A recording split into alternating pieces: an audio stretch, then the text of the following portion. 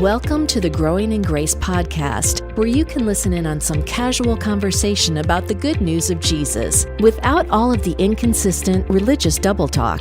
If you've ever struggled with feelings of hopelessness, guilt, and despair, or wondered if you're really right with God, it's time to discover the true freedom that comes with the gospel of unlimited and overflowing grace. 17th anniversary program, take one.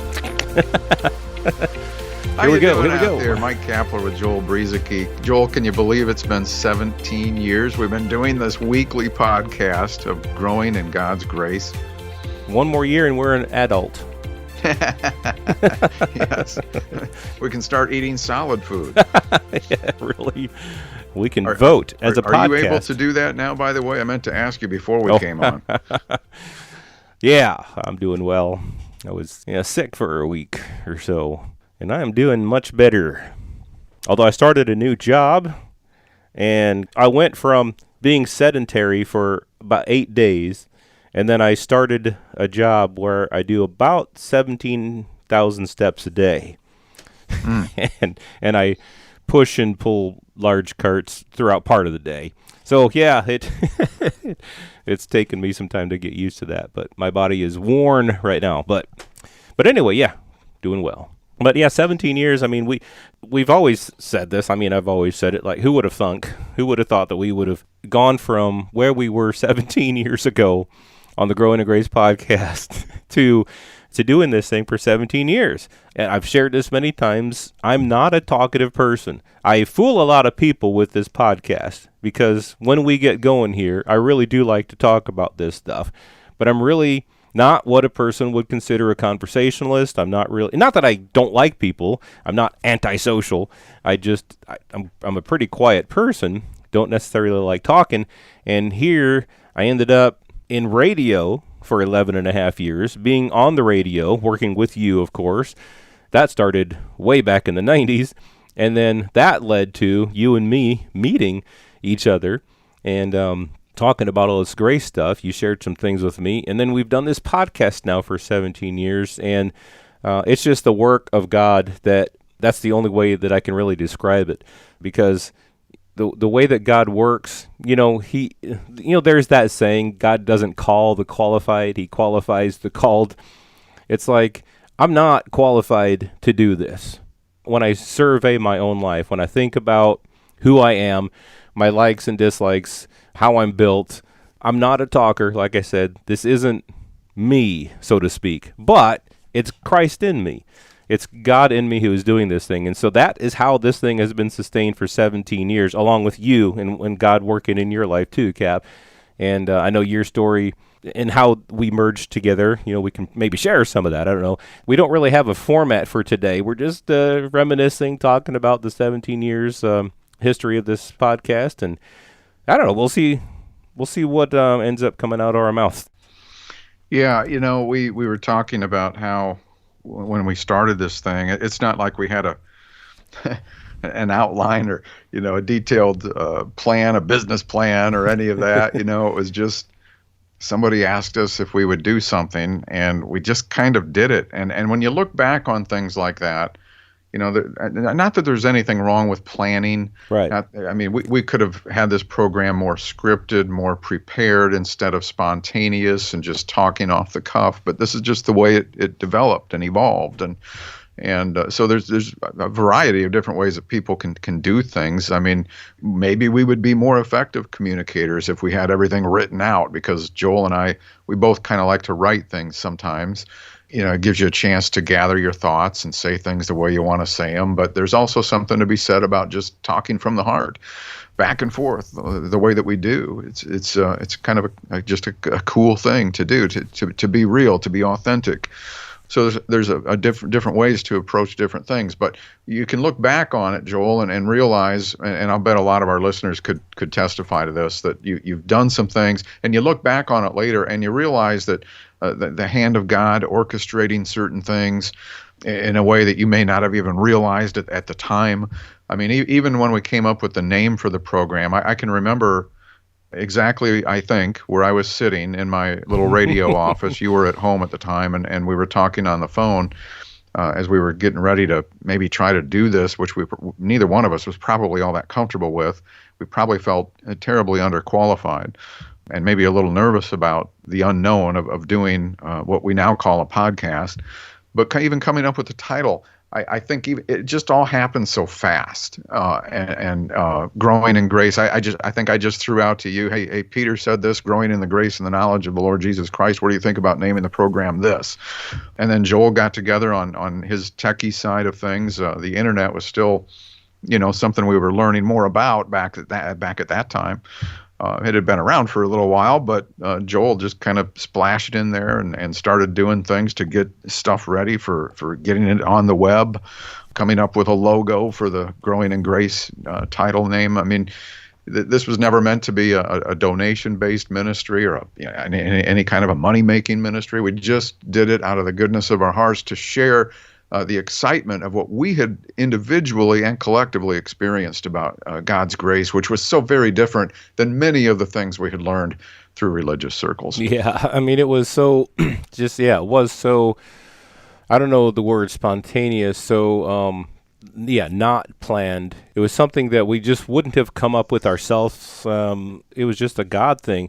And, the whole, like the title. And I remember even after we had been doing this thing for a while, I found out that there was a book by Bob George. Some of our listeners will be familiar with Bob George. He had written a book called Growing in Grace. We had never heard of that book. So I was worried that people would think that we were copying that title, but really it was like you said, it was just something we came up with on the phone. You mentioned that. Well, and back then, Joel, I had never even heard of Bob George. Yeah, of course I have now, but back then I hadn't. Yeah, you and I we had not been exposed to a whole lot of grace teaching out there. Yeah, and so that's another thing, is that we were very limited in what we had been exposed to. There weren't a whole lot of, quote, grace teachers out there like there are now. There's tons of them, and it's great. I mean, it's pretty cool. You can go on the internet and Facebook and Twitter and all these places. You can find great, stuff, some great pages on Facebook that you'll be able to be exposed to a lot of this stuff. But we had virtually nothing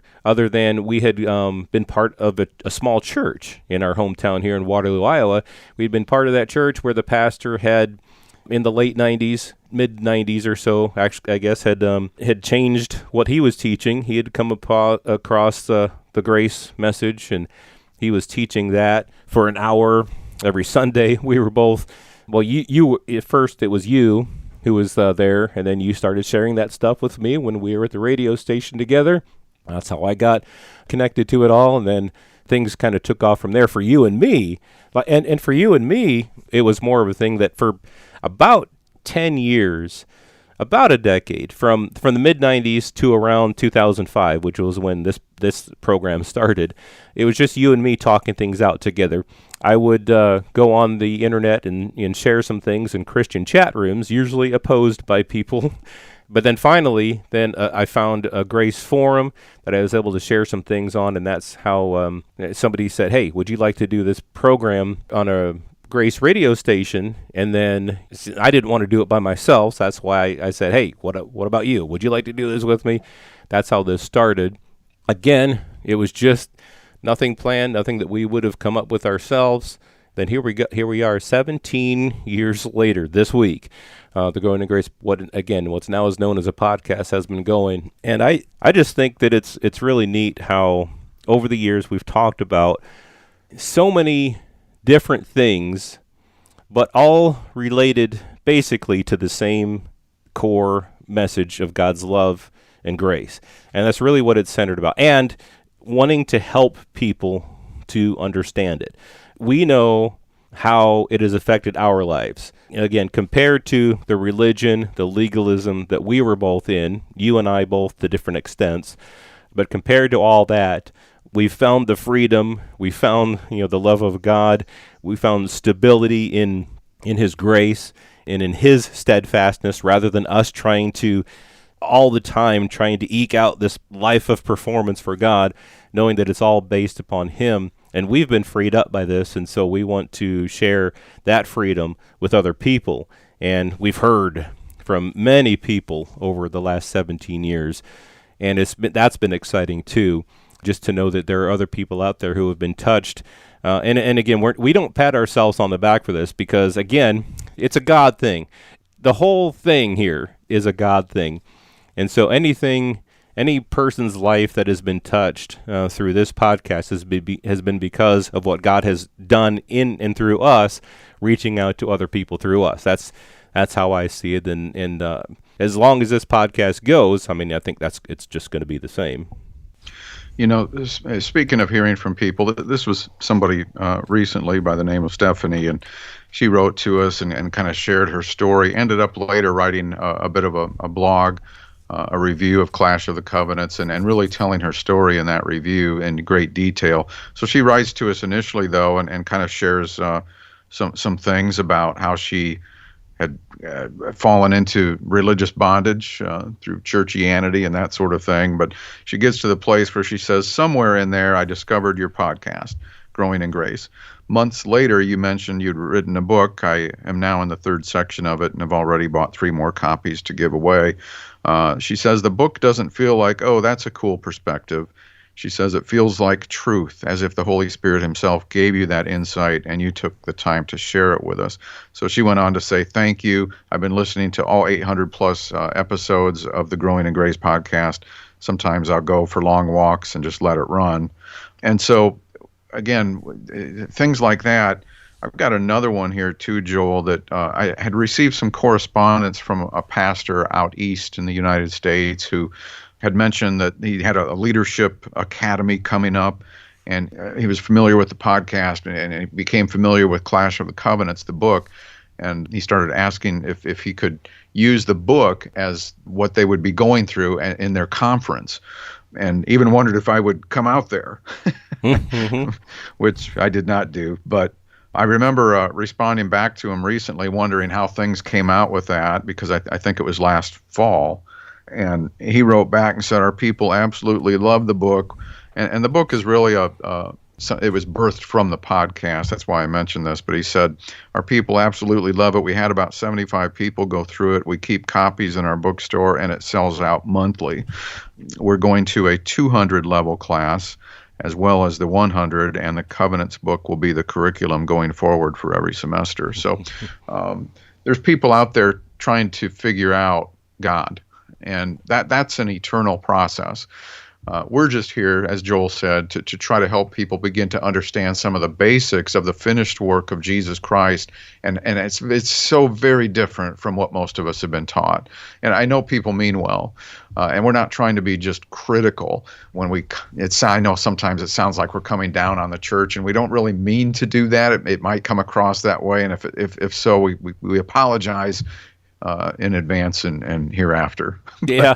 But it gets a little frustrating, doesn't it? When people are being told things that really are very distant from the truth. Yeah, and I think that's one of the things we've talked about before. I think we even did a podcast on it. Is sometimes you know how to come up with a grace podcast or something like that. And it's like, just listen to what's going on in the church today. There's all kinds of quote material that you can get just by listening to the religious stuff that's out there, and then just wanting to share the truth about that. That's not really how we go about this. It was kind of a funny thing that we did, and I think that you can listen to what's going on in church. You emails like what you've read, and emails that we've come across where people have sent us their story of how religion has burned them, and that inspires us too to keep on sharing the truth of God's grace.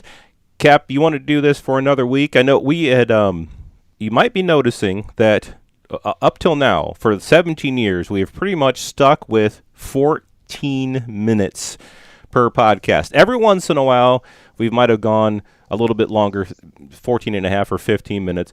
We have decided to break the exactly 14-minute rule.